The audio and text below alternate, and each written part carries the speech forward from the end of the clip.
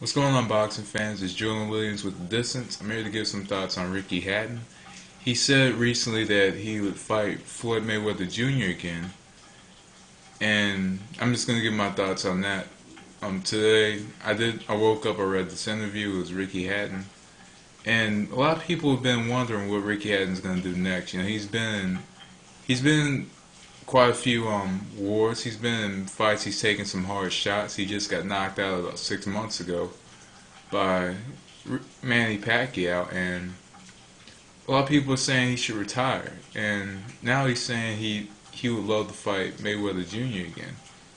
And honestly, right now I don't see Mayweather Jr. taking that fight. Don't think he should.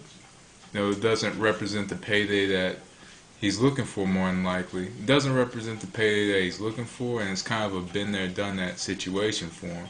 It's not like a De La Hoya Mosley where you know there's titles on the line, and you know fans are clamoring to see that again. But this matchup, you know, fans aren't, after the second round knockout to Pacquiao.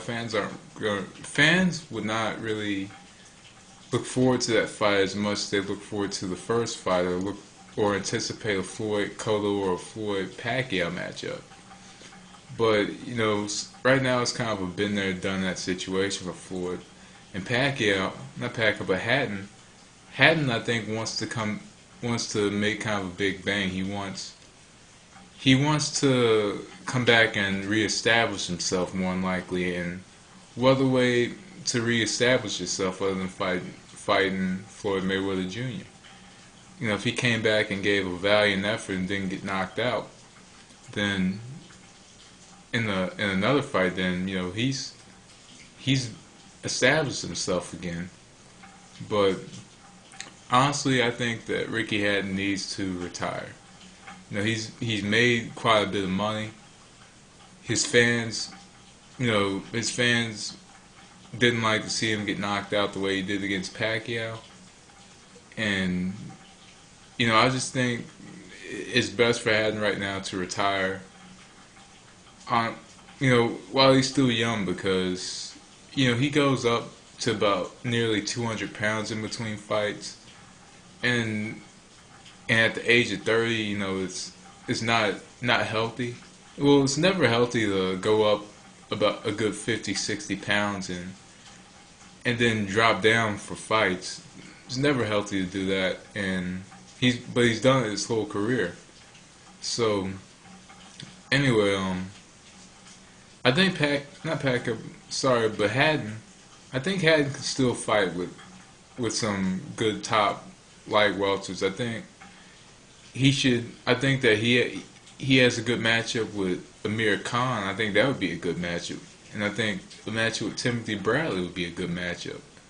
Cause see, he still represents a big name, and people are gonna want to watch Hatton come back. People are gonna want to see that. But you know, for the sake of his health, you know, he's taking some hard blows. He fluctuates up and down in weight. I saw a video of him recently when Muhammad Ali came to his gym out in the UK, and he looked huge. He looked a good over 200 pounds, but you know, for a man that's about 5'8", 5'7", however tall he is, you know, that's not good at all. Because you know, I'm about 6'1", 6'2". I don't weigh, you know, the way I'm supposed to weigh. I weigh a good 140 pounds, but you know, that's how much I'm supposed to weigh. And Hatton, shorter than me, weighs that much, and you know, it's just not healthy. It's not good for the heart, and you know, he's really risking his body doing that. You know, risking his health, and it could ruin him later on in the future with that. So honestly, I think Ricky Hatton just needs to retire while he's, you know, just while he's still a respected name before he risks any more damage. Because I see if he fights, say he happens to do another match with Mayweather, say it's at 147, though he's not losing as much weight, I still see him losing in a one-sided matchup. I see Mayweather having more than likely an easier matchup. Just because he fought him before, and Hatton has been out for a while, and I don't think he's the same mentally. I don't think he'll be the same mentally as he was going into the matchup with Mayweather, the first matchup.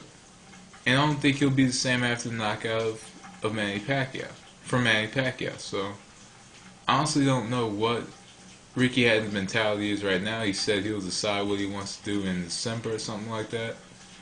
But just for the health of the man, I hate seeing fighters, end up with something like Mildred Taylor syndrome, where they mumble and stutter all the time. I hate to see fighters like that, or I would hate to see Ricky Hatton with some type of heart problem later on in his life after boxing.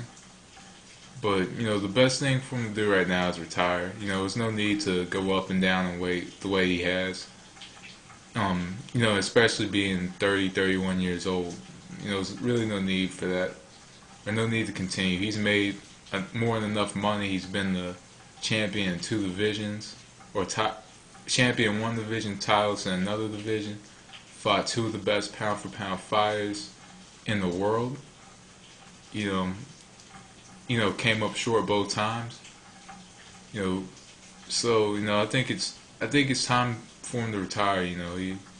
He might get one more big matchup and just call it a day.